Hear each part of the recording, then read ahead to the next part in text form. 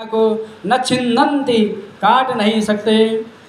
पावक है अग्नि, एनम इसको न दहती, जला नहीं सकती। आपह जल, एनम इसको यानी आत्मा को न क्लेद्यंती, गीला नहीं कर सकती। चा और मारुतः वायु, इसको न शोष्यति, सुखा नहीं सकती। नैनम छिन्नन्ति शस्त्राणि, इस शरीरी को, इस आत्मा को शस्त्र नहीं काट सकते, क्योंकि ये प्राकृतिक शस्त्र वहाँ तक पहुँच ही नहीं सकते। जितने भी शस्त्र हैं वे सभी पृथ्वी तत्व से उत्पन्न होते हैं।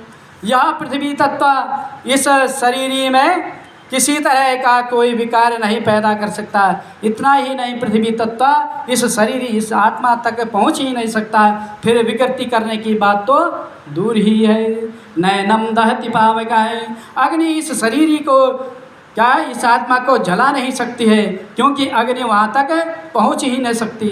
सत्कर्म तब उसके द्वारा जलाना कैसे संभव हो सकता है। तात्पर्य कि अग्नि तत्व इस आत्मा में कभी किसी तरह का विकार उत्पन्न कर ही नहीं सकता। नैनम न चैनम क्लेद्यन्त्यापः, जल इसको गीला नहीं कर सकता, क्योंकि जल वहाँ तक पहुँच ही नहीं सकता। तात्पर्य है कि जल तत्व इस आत्मा में किसी प्रकार का विकार उत्पन्न नहीं कर सकता। न शोष्यति मारुतः, वायु इसको सुखा नहीं सकती, अर्थात वायु में इस शरीर को सुखाने की सामर्थ्य नहीं है, क्योंकि वायु वहाँ तक पहुँच ही नहीं सकती।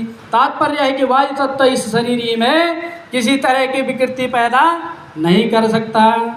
पृथ्वी, जल तेज वायु और आकाश, इन 5 महाभूतों से ही हमारा शरीर का क्या होता है, निर्माण होता है।